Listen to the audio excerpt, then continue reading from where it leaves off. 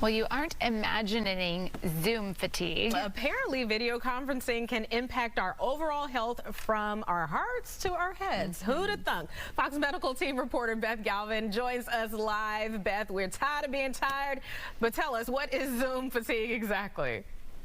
Hey, Chelsea, and hey, Sally. So Zoom fatigue is sort of a phenomenon that a lot of people describe where you just, get at the end of one of these online video conferencing meetings and you just feel completely exhausted. And Austrian researchers were trying to study this. They had a small study. It was just 35 volunteers, but they had them alternate between attending an engineering lecture in person and then attending an engineering lecture for about 50 minutes online, in a video conferencing sort of format.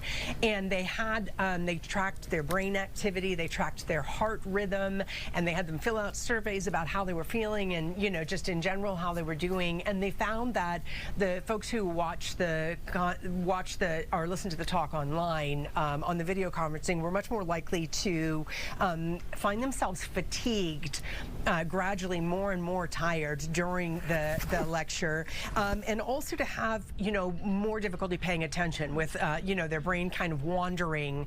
And, it showed up also, physically in the brain monitoring and in the heart monitoring that they were having a difficult time, some of them describing it as just feeling fed up by the end of the online lecture. I can definitely relate to that. Is there a way to prevent this, Beth?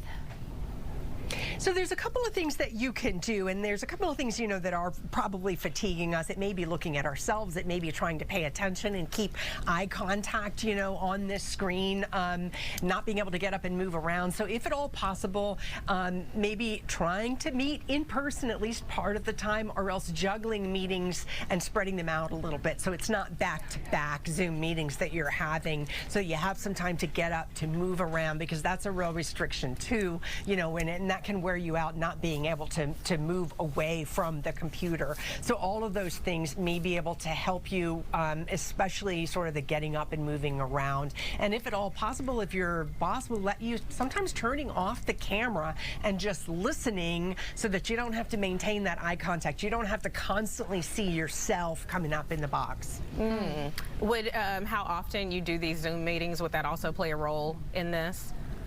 Yeah, I think so. I think, the researchers were basically saying that Zoom meetings should not take the place of in-person meetings, that in-person meetings we're still getting more out of and participating in more than Zoom meetings. And so maybe Zoom meetings are sort of the exception rather than the rule. So if at all possible, you can divide up your meetings. So maybe have one in the morning, one around lunchtime, one around in the afternoon rather than back-to-back. That might be helpful, as you said. Yeah, they sure are still convenient when you've got something else that you have to be and you want to still listen in. So I'm all for turning off the camera, especially after being on camera for so many hours. I'm all about cheer. Absolutely. All right. Thanks, Beth. Appreciate it. Thank you, guys. Some of us, we do the whole pointing at the ceiling. Oh, yeah, like, yeah. Okay, our camera's on. Since you want our camera on, you're just getting all the silly right now. No, not me. I don't do that. Not at all. Well, if you had your camera up and you were outside,